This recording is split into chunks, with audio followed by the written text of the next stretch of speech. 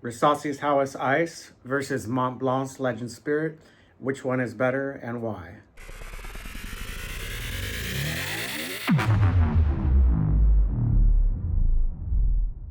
Hey guys, Blake here with Spray It Forward Fragrances, and today we have a battle on our hands.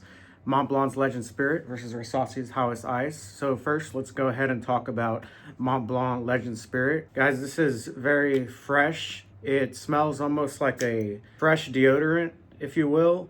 It's citrusy. It's got grapefruit, it's got bergamot, it has lavender, it has aquatic notes, which I really like about it. And I remember, this is the first fragrance that I remember buying as a young man. I think I went into a Sephora or someplace like that, and I tested out a bunch of fragrances, and I want to say I was around 23 or 24. So this was kind of like my introduction into fragrances, if you will. So I'll always have a love for it. I think the scent is really nice and it's really fresh. Constructively though, I think the musk in it is a bit synthetic. It's definitely a cheaper fragrance. It's not one of these like expensive powerhouse fragrances. For the performance on it, I would give it probably a 6 out of 10. For the scent, I would give it a 7.5 to an 8 out of 10. But let's go ahead and look at these notes real quick, more in depth, to see what it's about. So for Mont Blanc's Legend Spirit, we have grapefruit in the top, bergamot also, pink pepper.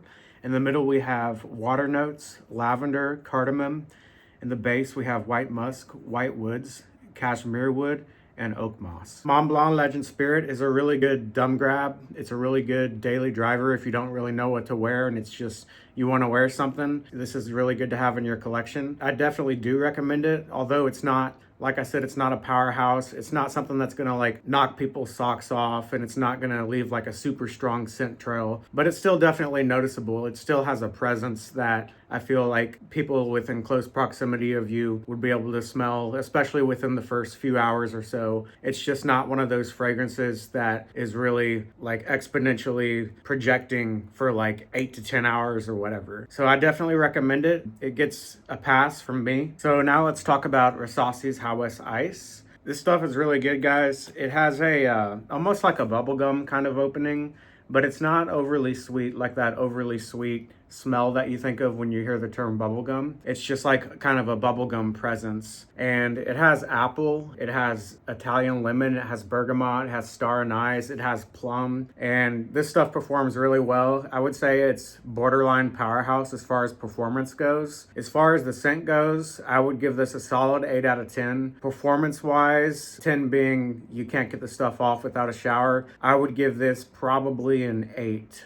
I would say it's a solid 8. It projects well. I would say it's borderline beast mode stuff, especially after it's had a few weeks to macerate. So I highly recommend this one, guys, and it's been my personal daily driver lately. I find myself going to it every day, especially now that it's early summer, late spring. This stuff is perfect for spring and especially for summer. I highly recommend it. Let's go ahead and take a look at the notes for Rasasi's Hawas Ice. So Rasasi's Hawas Ice has apple, Italian lemon, Sicilian bergamot, star anise, plum, orange blossom, cardamom. In the base, we have musk, amber, driftwood, and moss. So which one out of the two is better, Mont Blanc Legend Spirit or Rasasi's Hawas Ice? I would say Rasasi's Hawas Ice takes the cake.